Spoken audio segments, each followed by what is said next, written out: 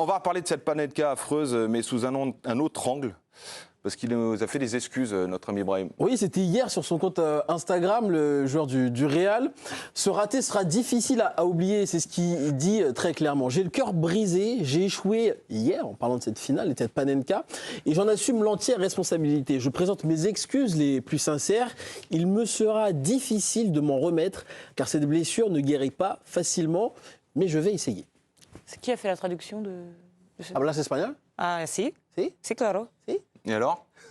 J'ai demandé qui a fait la traduction. Pourquoi? C'est pas ce qu'il a dit? Presque. Si, c'est ce qu'il a dit. Si, c'est ça. Bah alors. Et ben après un échec pareil. Mais elle m'a coupé dans mon truc, elle aussi. Je suis pas aidé, il y a que des bras cassés autour de la table. Après un échec pareil, comment est-ce qu'on rebondit? Comment est-ce qu'on fait? Comment tu ferais toi, Alison, d'ailleurs, après un échec pareil? Déjà, moi, j'ai pas fait une Panenka. Bah oui, mais t'as fait une roucoulette. T'as fait une roucoulette, on t'a vu. Je vais dans le vif. Moi, je rase les oreilles plutôt. Et après, je prends un carton. Mais le but, il est quand même accordé. Donc, du coup, on gagne quand même à la fin. D'accord. Et dans une situation comme celle-là, qu'est-ce que tu feras à sa place? Il le dit lui-même. Je pense que la blessure est... Elle va pas guérir de sitôt. Je pense que ça va être très, très difficile pour lui. Je pense la fin de saison déjà. Et simplement de passer au-dessus de ça, je pense que ça va être une blessure qui va rester ouverte un long moment. Je pense même toute sa vie probablement. À part s'il réussit à faire un truc extraordinaire dans les années à venir avec le Maroc.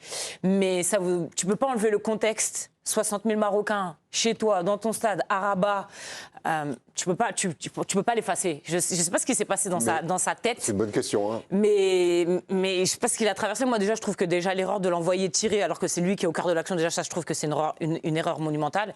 Et mais comment tu fais pour passer autre chose? Je pense que lui, déjà, il doit pleurer. Déjà, il voulait pleurer beaucoup déjà sur le terrain, et je pense qu'il va pleurer longtemps, un long moment. Je pense que il va rester dans son cercle proche.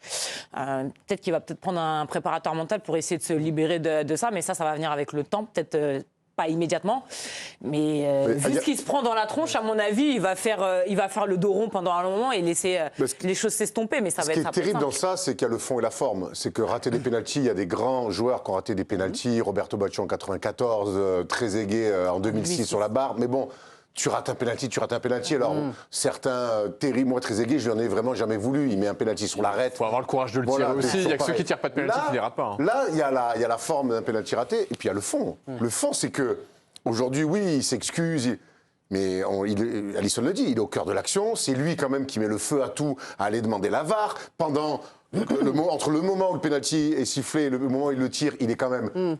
Très très chaud, notre ami, alors que c'est lui qui va le siffler, à aller mettre des fronts avec les tontons défenseurs sénégalais qui lui mettent deux têtes. Il est chaud, mon ami. Et de vouloir prendre ce choix de la Panenka, à un moment donné, lui, je pense qu'il se dit, c'est ma théorie, tout le monde a chacun sa théorie, moi je pense qu'il veut chambrer et que s'il met ce penalty-là, derrière, tout dégénère. Et donc, du coup, là, il y a le fait, j'ai raté un penalty, mais mon choix de base faire cette Panenka-là, ça accentue encore plus les choses. Donc, je pense que rebondir de ça, ça va être très dur. Erwan, pour répondre à la question, comment tu rebondis après un tel échec? Mentalement, tu pleures à la maison, chez toi, un bon coup. Et en fait, de toute façon, il va prendre de petits... Non, mais il va je t'ai dit tout à l'heure, en fait, il va prendre un préparateur mental, ça se trouve, à un moment donné, parce qu'il va sentir emprisonné, coincé d'une douleur que peut-être il va pas réussir, en fait, à se séparer. Donc, il y a ça. Il va pleurer un bon coup chez lui, je pense. Il va rester dans le noir un long moment, parce que sortir dehors, ça va pas être très agréable. Il y a ce côté un peu de la honte. Et puis, en fait, petit à petit, tu reprends ta vie un peu... mais la différence, Alison, c'est que là, c'est un sport collectif. Ça veut dire que ce que tu l'enlèves à 30 mecs. Hein. Mais Alison, elle a tout gagné, elle a trop gagné. C'est pour ça qu'elle a du mal à vraiment expliquer comment on se relève d'un rond, parce qu'elles ont tout gagné avec le hand. Tu vois, demande à moi un peu. Moi, j'ai perdu. Moi, j'ai monté l'équipe, moi. Comment on fait? Moi, j'ai fait de la merde. Comment on fait, Max? Eh ben, on se réfugie dans le travail. Mais vraiment, c'est vraiment le seul truc, c'est que, en plus, pour le coup, tu vois, en escrime, on a des compétitions tous les mois, c'est-à-dire que c'est pas comme vous toutes les semaines ou tous les 3 jours comme au basket où tu peux vite passer au jeu. Tu as quand même un mois pour cogiter. Moi, j'ai jamais joué c'est à la fois loin et à la fois pas loin. Donc en fait, le truc, donc tu as le temps de cogiter, tu vois.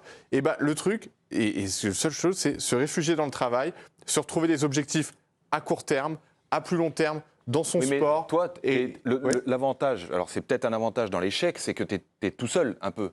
Non, parce que justement, les plus grosses difficultés, parce que la défaite individuelle, elle est facile, mais nous, en escrime, on a aussi le par équipe, donc je sais très bien. Et c'est encore, ça ressemble plus au penalty qu'au hand, entre guillemets, ou au basket, quand tu fais un mauvais match, mais tu es un peu passé sous les radars avec le collectif. Nous, en escrime, quand tu es mauvais par équipe, ta feuille de stats, elle est là. Hein, tu as pris 5 touches de plus que tu en as mises, moins 5 à la fin, tu peux pas tricher, tu es tout seul sur la piste. Donc ce côté entre guillemets humiliant où tu rentres chez toi où tu te dis c'est de ma faute, il est très présent et je vous assure que moi la seule solution que je lui vois, parce qu'on peut refaire la philosophie du monde et tout, c'est se réfugier dans le travail. Hervé Renard, l'ancien sélectionneur du Maroc, lui, a été très véhément, très vif sur cette Panenka ratée de Brahim Diaz. C'était chez nos confrères du Parisien. Regardez ce qu'il décrit, ce qu'il déclare même. On a le droit de rater un penalty, mais en pareil cas, je suis catégorique.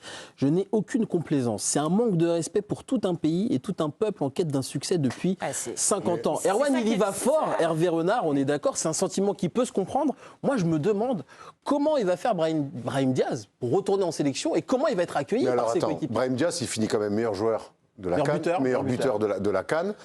C'est un jeune joueur, talentueux. Je pense que ce qu'il a vécu hier, ça va être terrible de s'en remettre. Maintenant, le sport, et c'est ce qui est génial dans le sport, c'est qu'il y a une Coupe du Monde cet été. Non, mais c'était la chance d'une vie. Mais non, c'est pas la chance. Mais si, de gagner la CAN. Oui, d'accord, ok. Mais si, imagine, la prochaine CAN. La prochaine CAN, elle va pas être tout de suite réorganisée au Maroc. Mais alors, non, mais sans parler. Même si Oui, effectivement, il y a très peu de chances chances que le Maroc la gagne au Maroc. Par contre, imagine la prochaine CAN. Je veux croire que les Marocains auront encore une bonne équipe compétitive. Imagine la gagne, c'est lui qui marque en finale. Le sport est fait. Oui, mais ça sera pas pareil. Ça sera pas pareil. Ça sera pas à la maison. Mais de toute façon, il n'y a pas le choix. Tu es obligé de passer à autre chose. Il sera obligé. Moi, je ne dis pas qu'il va s'enterrer. Si c'est pour répondre, ce qu'il a fait, pour moi, c'est indélébile. Par contre, aujourd'hui, il y a la case moins avec cette Panenka et ce contexte. Oui, elle est pleine. Mais il peut remplir d'autres cases s'il qualifie son équipe et que le Maroc retourne en demi-finale de Coupe du Monde. Si le Maroc gagne une CAN, en gagne 2 et que c'est lui encore qui marque des buts. Il y a beaucoup de si quand même. Hein. Mais pourquoi pas le Maroc, s'ils étaient favoris à cette Coupe du Monde, à cette CAN-là, pourquoi tu penses qu'il va être trop sélectionné comme ça? Vous pensez que c'est évident? Déjà, on va voir si Redaoui va rester. Moi, la vraie question que je me pose, c'est comment le groupe va réagir. Moi, je suis sélectionneur. Le sélectionneur, c'est pas pareil parce que ça reste le meilleur joueur de. Enfin voilà, c'est le meilleur joueur du Maroc, c'est pas le sujet. Le truc, c'est que. T'es dans son vestiaire, tous les jours, tous les matins, quand tu le vois, en fait, dans ta tête, tu dis, tu m'as foutu en l'air une canne. T'exclus pas un mec, qui soit en colère, que certains eu la haine, et Regragui, il avait la haine, mais au bout d'un moment, tu vis quand même une aventure, ils sont jusqu'en finale, tu t'exclus pas un mec d'un groupe parce qu'il rate une Panenka. Et pourtant, il y a tous les éléments pour lui tomber dessus. Mais c'est difficile d'aller chercher un supplément d'âme collectif quand t'as un mec dans le vestiaire. Ça va se calmer. Il y a une Coupe du Monde, par contre. La Coupe du Monde, elle arrive vite. Mais la Coupe du Monde va arriver et ça sera, au contraire, moi, au lieu de dire c'est soit un atout, soit un inconvénient. Ça sera un super tremplin pour lui. Il y aura une prochaine CAN, il va la jouer, il sera encore peut-être plus fort. Je pense que c'est un mec qui va rebondir. Malgré tout, c'est un jeune joueur talentueux. Et le Maroc, la prochaine CAN, ils seront encore favoris avec d'autres. Ils pourront la gagner. Et si tu gagnes une autre CAN, oui, on n'oubliera pas, mais tu peux quand même. L'histoire sera différente. Oui, apaiser les cœurs. Bon, Kylian Mbappé, lui, était en conférence de presse hier, veille de match Real Madrid-Monaco, mais Brahim Diaz, c'est son coéquipier au Real Madrid. Donc il a été interrogé sur cette Panenka ratée. Il va falloir être au soutien de Brahim Diaz. C'est ce que nous dit Kylian Mbappé. Écoutez-le. C'est la vie d'un footballeur. Je pense qu'on va devoir l'aider, nous, quand il va revenir ici à Madrid, parce que, voilà, avant même de penser aux sportifs, avant même de penser au football, je pense qu'il faut penser à la personne. Je pense que là, il doit être dans un état pas possible. Et notre objectif, ça va être déjà de le récupérer en tant que personne. Max, même en changeant d'environnement, je vois pas comment il peut s'en relever, Brahim Diaz. Mais si, mais t'as pas le choix de toute façon. Déjà, je pense que Mbappé, il se dit, au moins, les pénaltys, c'est pas lui qui me les prendra, tu vois, tranquille. Je trouve que le prochain pénalty du Real, c'est lui qui doit le frapper. Si. Genre pour casser le mal par le mal. Il va arriver avec les genoux qui tremblent, là, c'est pas le moment. C'est pas le moment. Non, mais moi, ça m'a fait penser un petit peu, j'ai réfléchi un petit peu au truc, et je me rappelle de Dika même pendant les JO, justement, qui fait cette faute à la fin, juste avant la fin du match. Pas se rater, ouais. Non, mais c'est dans le handball. Tu sais comment ça s'est passé après ? Non, pour être très honnête, non, pas du tout. Je sais pas du tout, mais c'est clair que ça laisse une trace. Je pense, tu vois, pour un mec comme Nico, ça laisse une trace, mais quand je les ai revus dans leur contexte, les mecs avaient l'air d'être réglo. Tu vois ce que je veux dire ? Est-ce que ça dépend pas aussi de la personnalité de la personne qui rate ? C'est possible. Et de la raison pour laquelle il a raté. Et puis aussi, tu sais, de l'impact. C'est-à-dire que, tu vois, par exemple, Dika, il a fait d'autres compétitions avant. Et il a eu aussi un impact énorme sur les performances que l'équipe de France a pu avoir. Donc, Il avait du crédit. Ouais, il avait un crédit. Oui, mais c'était pas la même, la même erreur. Ah non, Brahim mais là, Diaz, il n'y en a c'était- pas autant. C'est un binational. Non, mais là, c'était une erreur sous l'émotion. C'est lui qui s'est imposé pour qu'il C'est vienne un au Maroc. binational, parce qu'un binational, Oui, ça oui, marche pardon, pas. binational. Si je te reprends sur les Français, c'est très bizarre. Pose-toi Pardon. des questions. Non mais oui, mais ils se sont battus. Déjà que ça fait polémique au Maroc, etc. Donc c'est pas simple. C'est pas simple. T'es pas dans le même contexte. Moi, je crois qu'on peut tous se remettre. Ça reste. Alors, c'est. Oui, on peut s'en remettre, ça, c'est pas- Honnêtement, on a vécu un des trucs les plus fous. Et et le commentaire de mon ami Julien Chaput sur Bean, même lui, il a. Ah, mais qu'est-ce que c'est. Tu vois, c'est ubuesque ce qu'on a vécu. Mais c'est la beauté du sport. Ça reste mine de rien, même si ça a dépassé le cadre du sport. Ça reste du sport et il y a toujours moyen de rebondir. C'est un jeune joueur, je le répète, talentueux. Il aura d'autres belles heures avec le Maroc. Et c'est comme ça qu'il faut voir les choses.